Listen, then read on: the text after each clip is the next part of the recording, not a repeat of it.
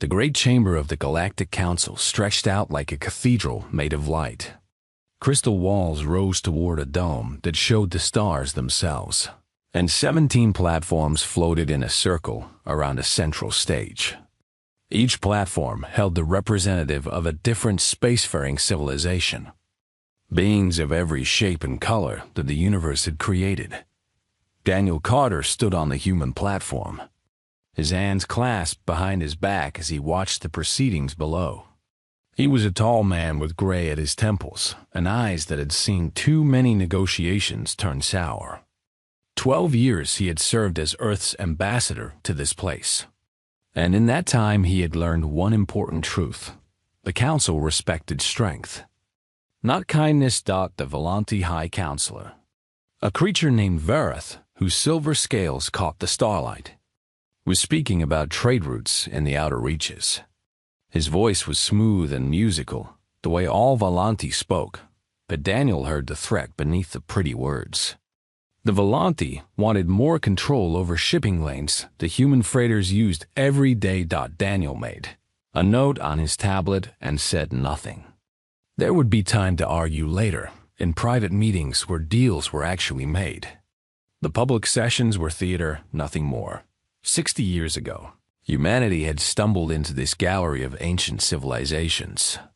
The first contact had been with a Corvex survey ship near Jupiter, and within a decade, Earth had joined the Galactic Council as its newest and youngest member. The older races had looked at humans the way adults look at children playing with dangerous toys. But then the Void Reavers came.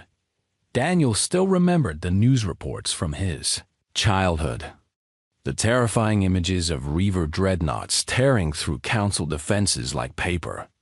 The Reavers were not a civilization in any real sense. They were a swarm, a hunger that moved between stars and consumed everything in its path.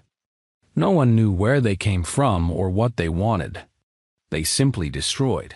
The Council had been losing the war when Admiral Patricia Dunn made her stand at Cygnus Gate. She had commanded a fleet of 47 human warships against a Reaver force 3 times that size. The battle lasted 18 hours. When it ended, 23 human ships were destroyed and Admiral Dunn was dead. But the Reaver advance had stopped. That sacrifice had earned humanity a seat at the table. The older races stopped treating humans like children and started treating them like useful weapons instead. It was not respect, exactly, but it was something. Daniel had spent his career trying to turn that something into genuine partnership. He had negotiated trade agreements that benefited Earth. He had argued for human colonists to receive the same protections as citizens of older races. He had pushed, slowly and carefully, for humanity to be seen as more than just soldiers. The session ended and the platforms began to lower. Daniel stepped off onto the main floor, where representatives mingled and made small talk that was never really small. A Corvex diplomat approached him, a being that looked something like a tall insect with 4 arms and compound eyes that reflected Daniel's face in 100 tiny images. "Ambassador Carter," the Corvex said, "I hope you found today's session informative." "Very much so," Daniel replied. "Though I noticed the discussion of the Nexaran mining rights was postponed again. These things take time. The question of territorial claims is complicated." Daniel smiled politely. 40,000 humans have lived on Nexara for 30 years. The claim seems clear to me. The Corvex made a clicking sound that might have been laughter. History is longer than 30 years, Ambassador. Much longer. Daniel watched the Corvex walk away and felt a familiar knot of worry in his stomach. The Nexaran question had been floating through council committees for months now, always delayed, never resolved. He had written a dozen reports to Earth warning that something was wrong. But his superiors seemed confident that the system would work in humanity's favor. Daniel was not so sure.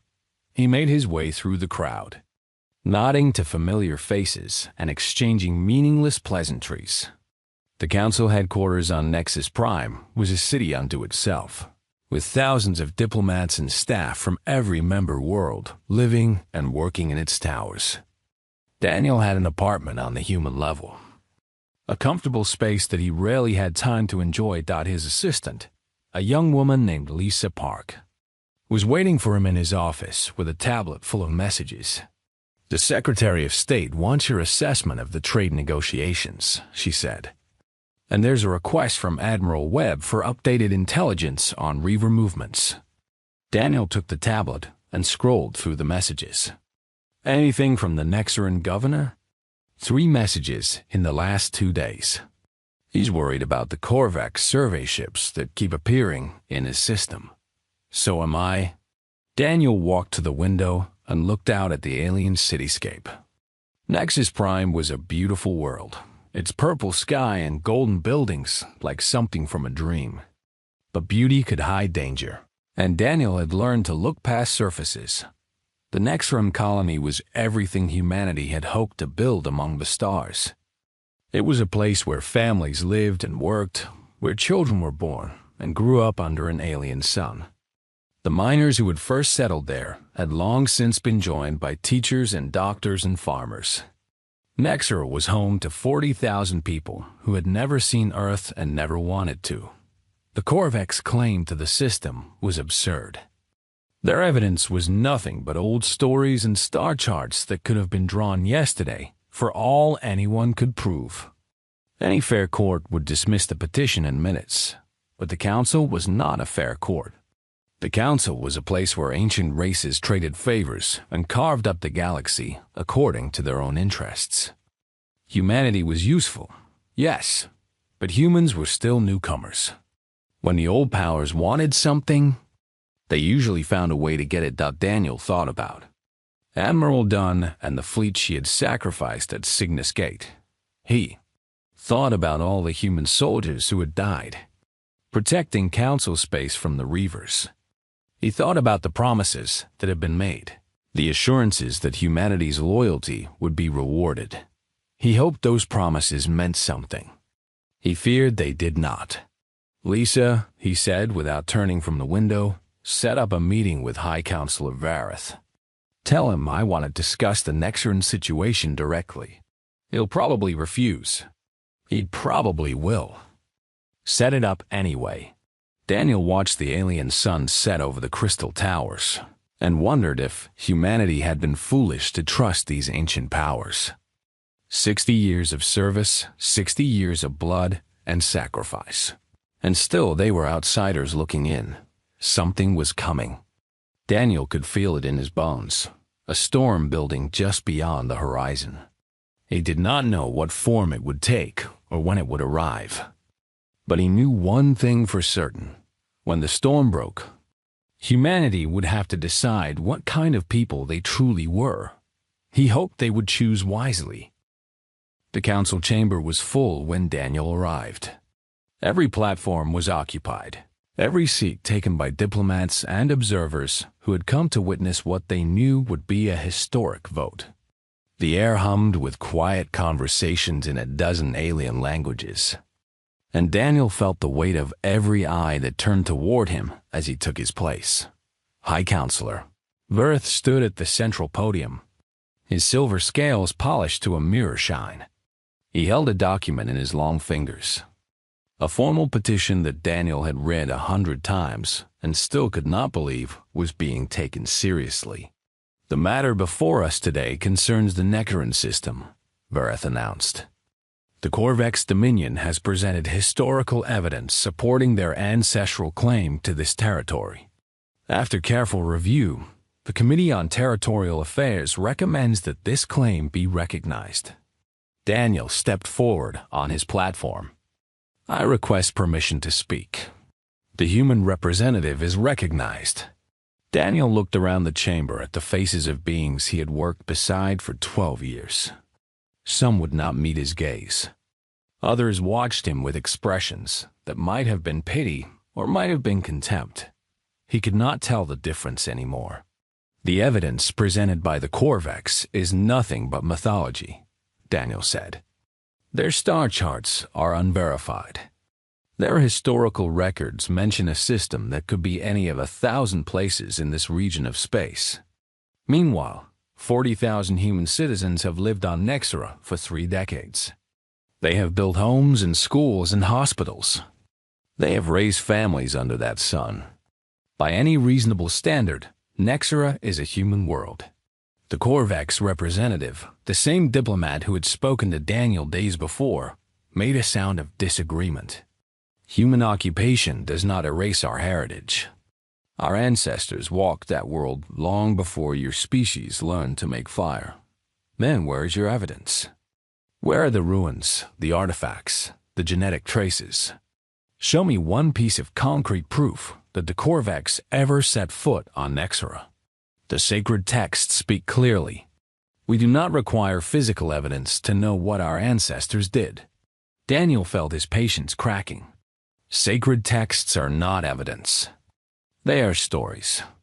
You cannot take a world away from living people based on stories. Varath raised his hand for silence. The committee has reviewed all available information and reached its conclusion. We will now proceed to a vote. Daniel watched the voting display light up above the central podium. One by one, the council members made their choices. The Korvax voted yes, of course. The Volanthi, humanity's supposed allies in trade and defense, voted yes. The Arathi abstained, unwilling to take sides. The smaller races followed the lead of the larger ones, afraid to stand against the established powers. When the count was finished, the result was clear. 15 votes in favor, 1 opposed, 1 abstention. The Korvax claim was recognized. Nexera no longer belonged to the humans who lived there. This decision is effective immediately, Varys said. The human population of Nexera will have 6 standard months to relocate to other territories. All mining operations will cease pending transfer to Korvax authority. Daniel felt something break inside him, a piece of trust that he had carried for 12 years shattering into dust. He thought of the messages from Governor Samuel Drake, the fear in his voice as he reported Korvax ships circling his world. He thought of the children playing in Nexeran streets who had just been told their home was not their own. And if our citizens refuse to leave? Daniel asked. His voice was quiet now, almost gentle. Varath's compound eyes showed no emotion. Then they will be considered illegal occupants and removed by force. The Council will provide military support for the transition if necessary. Military support, Daniel repeated.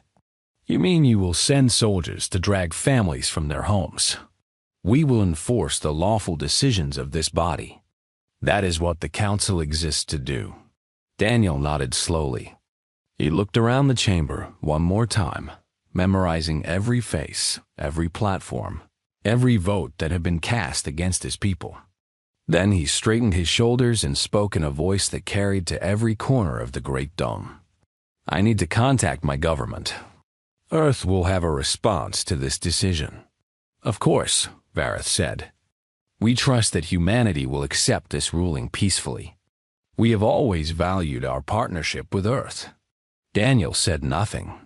There was nothing left to say. He left the chamber and walked through the corridors of the council headquarters with measured steps. Lisa Park fell in beside him, her face pale with shock. Ambassador, what are we going to do? I'm going to call President Bennett. Then we're going to find out what kind of people we really are. The communication room was secured with the best encryption that Earth scientists could create. Daniel sat before the screen and waited as the signal traveled across the light years to Earth. When President Lara Bennett's face appeared, he saw that she already knew something was wrong. Daniel, what happened? He told her everything. The vote, the justification, the threat of military force. He told her about the faces of their allies turning away, about 60 years of service dismissed like it meant nothing. He told her about the children on Nexera who would wake up tomorrow to learn that strangers had given away their world. Lara listened without interrupting. When he finished, she was silent for a long moment. Do you remember what Admiral Dunn said before Cygnus Gate? She finally asked. Daniel nodded. Every human who had lived through those dark days knew the Admiral's final words. We hold the line here, or we hold it nowhere. She was right then. Maybe she's still right now. Laura's jaw tightened. Get ready to deliver a message, Daniel. The Council is about to learn what it really means to have humanity as a partner. Daniel felt something stir in his chest, something that might have been hope or might have been fury. What are you going to do? What we should have done the first time they showed us who they really are. We're going to stop playing their game. The message that Daniel delivered to the Council the next day was unlike anything they had ever heard from a human ambassador. It was not a plea or a negotiation or a threat.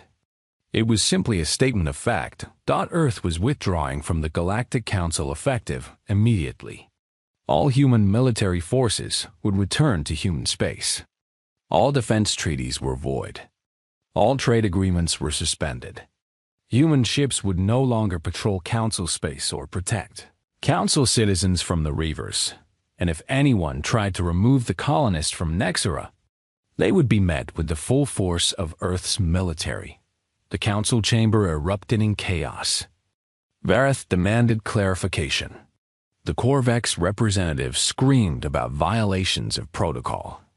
The smaller races looked at each other with fear in their eyes, suddenly realizing what it would mean to face the darkness without human ships standing beside them. Daniel Carter watched it all with a face of stone. 60 years of trust, 60 years of sacrifice, and this is what it had come to.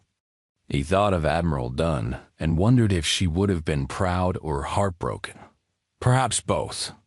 This decision is final, Daniel said when the noise died down. You treated us like weapons to be used and discarded. Now you will learn what the galaxy looks like without us. He turned and walked out of the chamber, leaving the Council to contemplate the silence that was coming. The Situation Room beneath the White House was full of people who had not slept in days. President Laura Bennett sat at the head of the table, her coffee cold and forgotten, as her advisors argued about the future of humanity's place among the stars.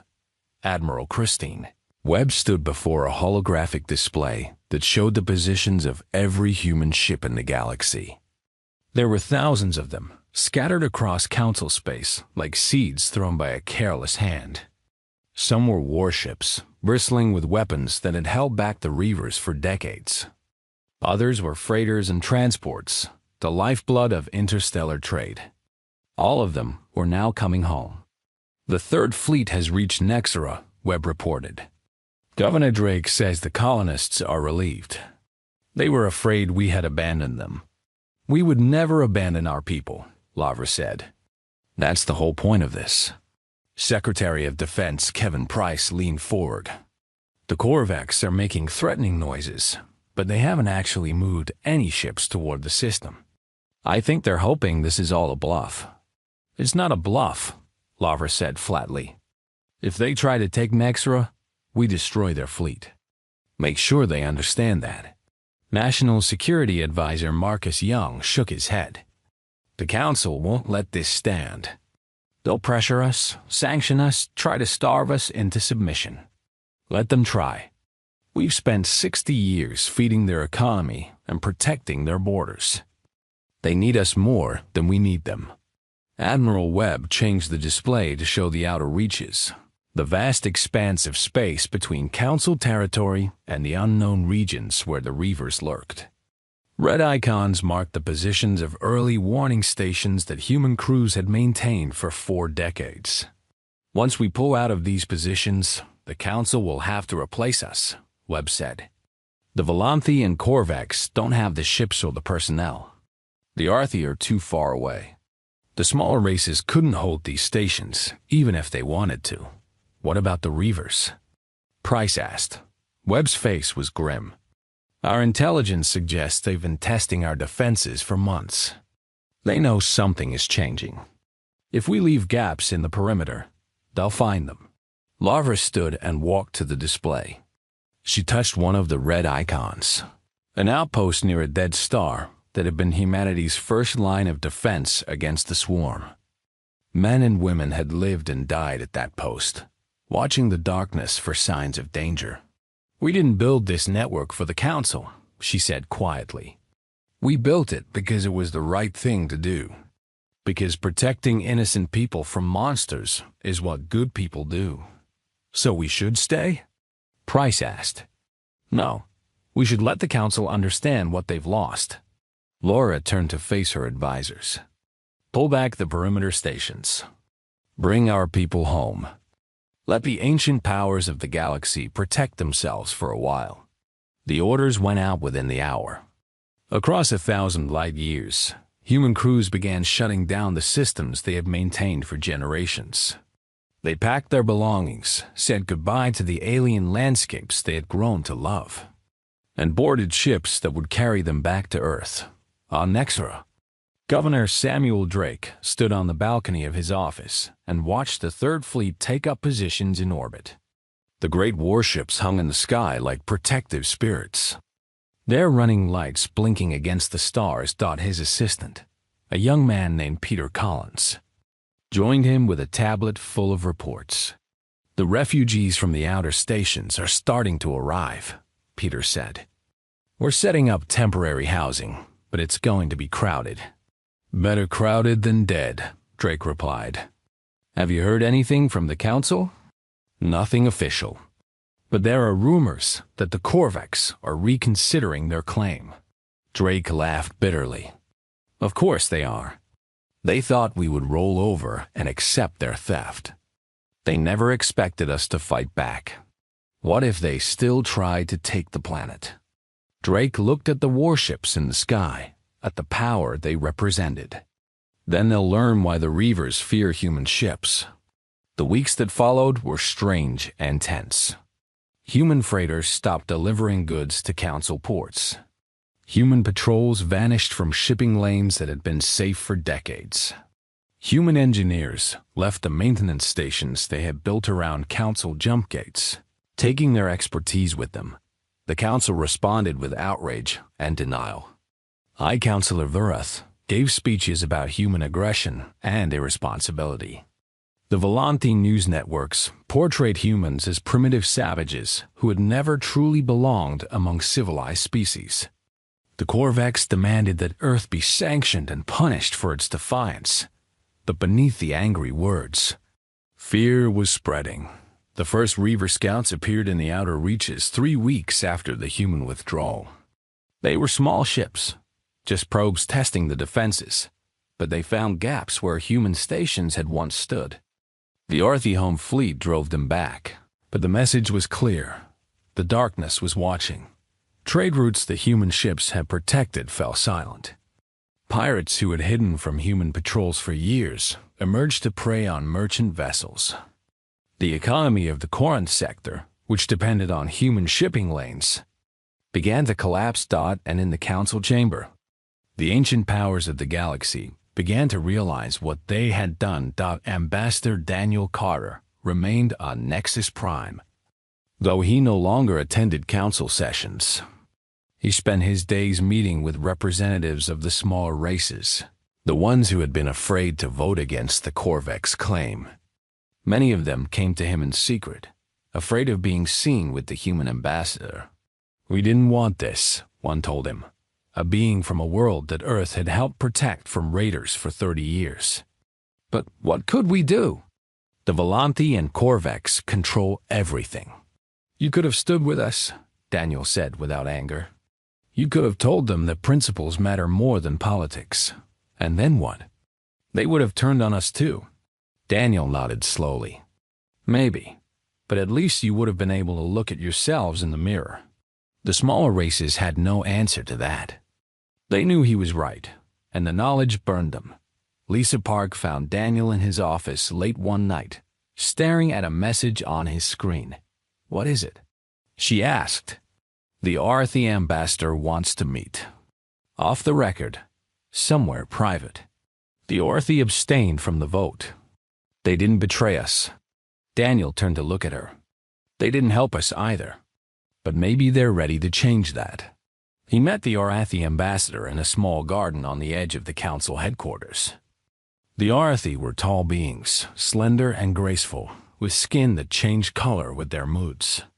This one was named Saren, and she had always been friendlier to humans than most.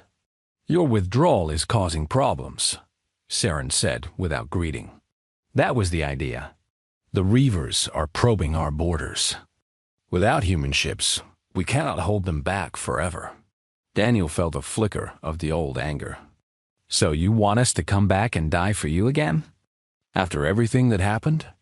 Saren's skin shifted to a deep blue, the color of shame among her people. "I know what you think of us. I know we failed you. But the Reavers don't care about politics. They will consume us all if we don't stand together. Then perhaps you should tell that to High Counselor Varath." Saren was silent for a long moment. When she spoke again, her voice was barely a whisper. "Something is coming, Ambassador? Something worse than anything we faced before. The Reavers are gathering in numbers we haven't seen in 40 years. Daniel felt a chill run down his spine. "How do you know this?" "We have scouts beyond the outer reaches. They've seen the swarm massing." Saren's skin shifted again to the pale gray of fear. "When they come, they will not stop at the border stations. They will come for everything." Daniel looked up at the alien stars and thought about the storm he had felt building for so long. It seemed the storm was closer than anyone had realized. "I'll tell my government," he said. "But I can't promise anything. The council broke our trust. Rebuilding it will take more than warnings." Saren nodded slowly. "I understand. But please, Ambassador, don't let your anger blind you to the danger. Some things are more important than pride." Daniel watched her walk away and wondered if she was right. He hoped he would never have to find out. 6 months passed in a galaxy that was slowly forgetting what safety felt like. On Earth, life continued much as it always had. The cities hummed with activity, the markets stayed full, and people went about their daily business with little thought for the distant stars. Most humans had never traveled beyond their own solar system. The Council, the Reavers, the ancient powers of the galaxy were just stories to them. Things that happened far away to other people. But in the military headquarters buried beneath mountains and oceans, the Watchers never slept. They tracked every ship, every signal, every whisper from the darkness beyond human space. And what they saw worried them deeply. Admiral Christine. Webb stood before President Lara Bennett with a report that she wished. She did not have to deliver. The Reavers attacked. "Corinth sector last week," Webb said. 3 colony worlds hit simultaneously. The Council fleet responded, but they arrived too late. Estimated casualties are in the millions. Lavra closed her eyes briefly. "How bad is it getting out there?" "Bad. Without our early warning network, the Council can't detect Reaver movements until they're already in populated space. Their response times have tripled. Their casualties have increased tenfold." "And what are they saying about us?" Webb's lip curled slightly. "Officially, they blame us for abandoning them. The Volanthi news networks call us cowards and traitors. High Counselor Varath has demanded that we return to our defensive positions immediately." "Demanded," Lava repeated. "Not asked. Not requested. Demanded. That's right." Laura stood and walked to the window of her office. Outside, the sun was setting over Washington, painting the sky in shades of orange and gold. It was beautiful, peaceful, safe. She wondered how many sunsets were being watched on worlds that would never see another morning. "What do you think we should do?" she asked. Webb was quiet for a moment. "I think we did the right thing by leaving. The Council needed to understand that they couldn't treat us like servants. But I also think that letting innocent people die because of something their leaders did is not who we are. So you want us to go back? I want us to find a middle ground." something between total withdrawal and total submission. Lavra turned to face her admiral. "What do you suggest?" "Let me take a small fleet to the outer reaches. Not to protect Council space, but to gather intelligence and establish our own defensive line. If the Reavers are really gathering for a major assault, we need to know about it. And if the Council sees that as us coming back with our tail between our legs..." Webb smiled grimly. "Let them think what they want. We'll know the truth." The expedition launched 2 weeks later. Admiral Webb commanded a task force of 12 ships, including the carrier Constellation and the battlecruiser Yorktown. They jumped to the edge of human space and began their long journey into the darkness. Meanwhile, on Nexera, Governor Samuel Drake faced a different kind of challenge. The planet had become a refuge for humans fleeing the chaos in Council space. Every week, new ships arrived carrying families who had lost everything to Reaver attacks or economic collapse. The population had doubled in 6 months, straining resources that were already stretched thin. Peter Collins brought Drake the latest numbers over breakfast. "We're running low on medical supplies. The last shipment from Earth was delayed by pirates." "Pirates in our own shipping lanes?" Drake frowned. "I thought we cleared those out years ago." "We did. But with all our ships pulled back to defended positions, the lanes aren't as safe as they used to be." Drake pushed his plate away, appetite gone. "Contact Admiral Webb's fleet. Ask if they can spare a few escorts for the supply convoys. The Admiral's fleet is in the outer reaches. It would take weeks to reach us. Then find someone else. I don't care how you do it. Those supplies need to get through." Peter nodded and hurried away. Drake sat alone in his office, looking out at the city that had grown so much in such a short time. New buildings rose everywhere, hastily constructed shelters for the refugees who kept arriving. The streets were crowded with people who had nowhere else to go. He thought about what the Council had tried to do to this place. They had wanted to hand it over to the Corvex like it was nothing, like the lives of 40,000 people meant less than ancient myths and political convenience. The thought still made his blood boil, but he also thought about the refugees, about the stories they told of Reaver attacks and Council failures. These were people who had trusted the system to protect them, who had believed in the ancient powers that ruled the galaxy. Now they had nothing but the hope that humans would give them shelter. Was humanity really any better than the Council? Were they really the good people they believed themselves to be? Drake did not have an answer. In the outer reaches, Admiral Webb found what she was looking for. The Reaver gathering point was a dead system, a burned-out star surrounded by the corpses of planets that had died long before life arose on Earth. And in the darkness around that dead sun, thousands of Reaver ships waited. Webb stared at the sensor readings and felt her heart go cold. "That's the largest fleet I've ever seen." Her tactical officer, Commander Eric Lane, nodded grimly. "At least 3,000 ships, Admiral. Maybe more. Our sensors can't penetrate the radiation field around the star." "Where are they going?" Lane worked his console for a moment. "Based on their formation and heading, they're preparing to move toward Council space. The most likely target is..." He paused, his face going pale. "Delanthi Prime." Webb felt the blood drain from her face.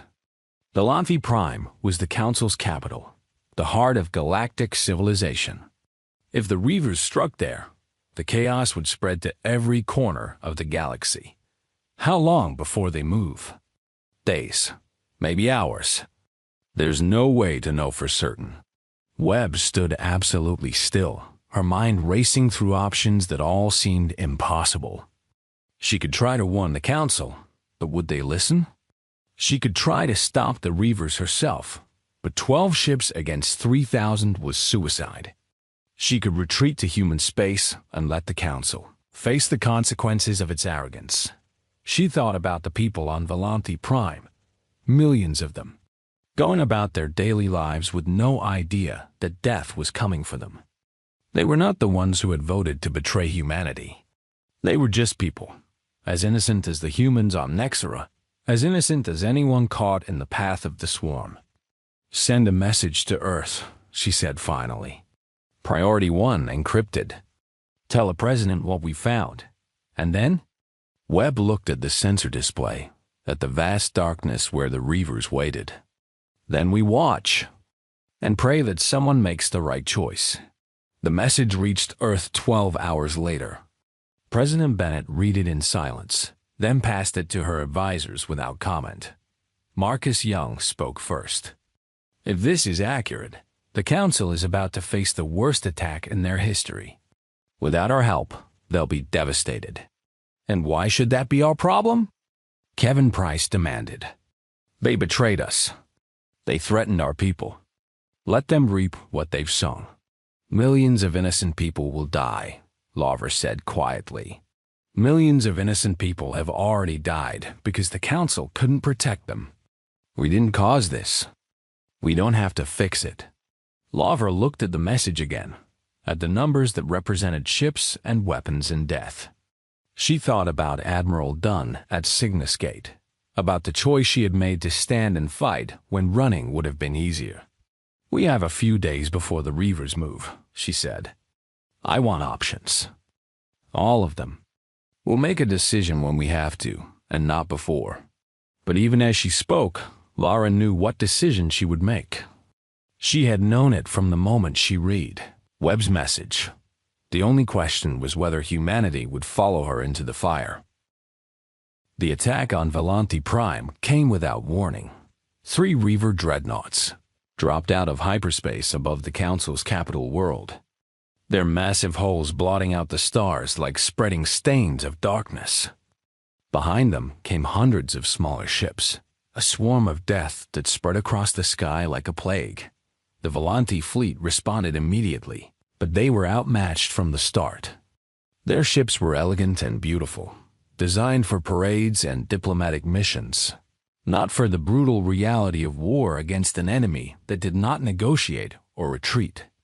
Within the first hour, a third of their fleet was destroyed. High Councilor Verath watched from the council chamber as fire rained from the sky.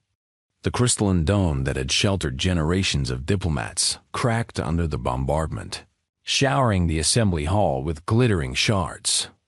Representatives of a dozen worlds screamed and fled, their ancient dignity forgotten in the face of death. "Where are the reinforcements?" Verath demanded of his military commander. "Where is the combined fleet?" Scattered across council space, responding to other attacks. The Reavers struck simultaneously at 7 different systems. "We cannot concentrate our forces." The Wrath's silver scales had turned pale with fear. He had ruled the Council for 15 years, had shaped the destiny of the galaxy according to his will. Now he watched that galaxy crumble, and he knew there was nothing he could do to stop it. "Send a message," he said. "To everyone. Anyone who can help. Everyone, High Counselor?" Verath closed his eyes.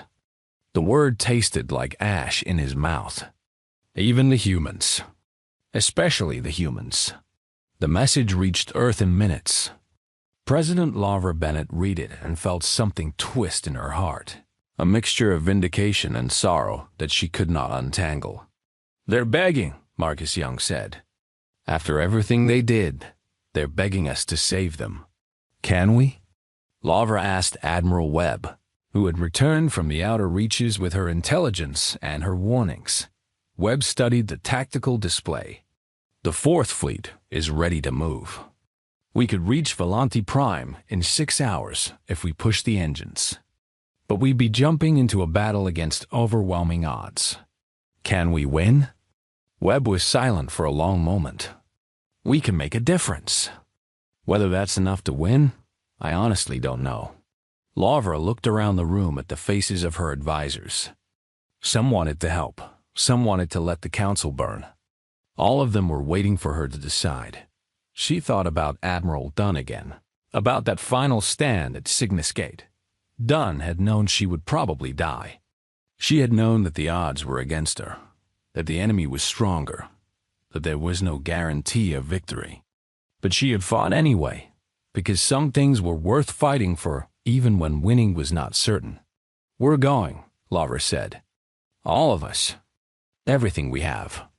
The Fourth Fleet jumped to Volanti Prime 6 hours later. They arrived to find a world in flames. The northern continent was burning, entire cities reduced to ash by Reaver bombardment. The Volanti fleet was scattered, their survivors fighting desperately against an enemy that seemed endless. 2 Reaver dreadnoughts had been destroyed, but the third was still hammering the planet, its weapons carving scars across the surface that would never heal. Admiral Webb took command of the battle from the bridge of the Constellation. Her voice was calm and steady as she issued orders that would determine the fate of millions. "All ships, form up on my position. We're going straight for that dreadnought." Commander Lane looked at her with something like awe. "Admiral, that thing has more firepower than our entire fleet." "I know, but it's not expecting us. And it doesn't know how humans fight." The Fourth Fleet drove into the heart of the Reaver swarm like a spear thrust into a wound. Human ships were different from the elegant vessels of the Council, built for war in a way that the ancient races had never understood. They were tough and fast and crewed by men and women who had grown up knowing that the universe was dangerous. The battle lasted 4 hours. Human ships died by the dozen, their crews sacrificing themselves to clear a path to the dreadnought. The Constellation herself took heavy damage, her hull breached in 3 places, her weapon systems failing one by one. But they reached the dreadnought. Admiral Webb led the final assault personally, commanding from a command pod that had lost half its screens and most of its power. She watched as human torpedoes slammed into the Reaver vessel, as explosions bloomed across its hull like flowers of fire. "Direct hit on their power core," Lane reported, his voice ragged with exhaustion. "They're losing containment. All ships, pull back. Give them room to die." The Reaver dreadnought exploded in a flash of light that was visible from the planet's surface. The surviving Reaver ships scattered, their coordination broken, their swarm mind confused by the loss of their largest vessel. The Council fleet, rallied by humanity's example, chased them into the darkness. When it was over, Admiral Webb sat in her command chair and wept. They had won. But the cost had been terrible. 12 million Volanti were dead. The Council chamber was ruined, its dome cracked and stained with ash. A third of the Fourth Fleet had been destroyed, their crews joining the long list of humans who had died protecting people who had never truly accepted them. Ambassador Daniel Carter returned to the chamber 2 days later. The dome was gone now, replaced by emergency shelters and temporary structures. The representatives of the Council sat in the wreckage of their pride, their fine robes dirty, their ancient arrogance broken. High Council of Earth stood to greet him. The Volanti leader looked older somehow, his silver scales dull, his movements slow and painful. "Ambassador Carter, we are grateful that you came." Daniel looked around the ruined chamber. He felt no satisfaction in the destruction, no pleasure in the humbling of those who had wronged his people. He felt only a tired sadness for what could have been. "We didn't come for gratitude," he said. "We came because it was the right thing to do. After what we did to you, after how we treated your people." Daniel met Varath's gaze without flinching. "You treated us like weapons to be used and discarded. You forgot that weapons can choose where they aim. But we never forgot who we are. We protect people who need protection, even people who have hurt us." Varath was silent for a long moment. When he spoke again, his voice was barely a whisper. "What do you want from us?" "I want you to understand something. We will stand with you against the Reavers. We will help you rebuild what was lost. We will defend your worlds as if they were our own. But we will do it as equals, or we will not do it at all." "Equals," Varath repeated. "After 60 years of treating you as less than equals. That's the offer. Take it or leave it. The council took it. The new charter was signed on the anniversary of humanity's withdrawal. It established Earth as a founding member of the reformed Galactic Council, with full voting rights and veto power over military decisions. Admiral Webb was given command of the combined fleet, the first human to hold such a position. Under her leadership, the Reavers were pushed back beyond the outer reaches. Their threat contained for another generation. Governor Samuel Drake remained on Nexera, which became a symbol of what humanity had nearly lost and what they had ultimately preserved. The colony grew, welcoming settlers from Earth and eventually from other council worlds who wanted to live under human protection. The Corvex never mentioned their claim to the system. Again, 1 year after the Battle of Valanthi Prime, Ambassador Daniel Carter stood on a balcony overlooking the new council chamber. The building was not as grand as the old one, but it was stronger, built to withstand the storms that the galaxy would surely send. Lisa Park joined him with 2 glasses of wine. The Arthi ambassador is asking for you. Something about a new trade agreement. Daniel took one of the glasses and sipped it slowly. Let her wait. I'm enjoying the view. Lisa looked out at the alien cityscape, at the purple sky and golden buildings that glittered in the starlight. It is beautiful. It is. I just wish we hadn't needed a war to appreciate it. They stood together in comfortable silence, watching the galaxy turn. Somewhere out there, the Reavers were still lurking, still hungry, still waiting for another chance to consume everything in their path. Somewhere out there, new challenges were forming. New threats that humanity would have to face. But for now, there was peace. And Daniel Carter, who had spent his whole life fighting for a place at the table, finally felt like he belonged. The stars belonged to those who were willing to fight for them. Not just against enemies, but for the principles that made the fighting worthwhile. Humanity had learned that lesson the hard way, and they would never forget it.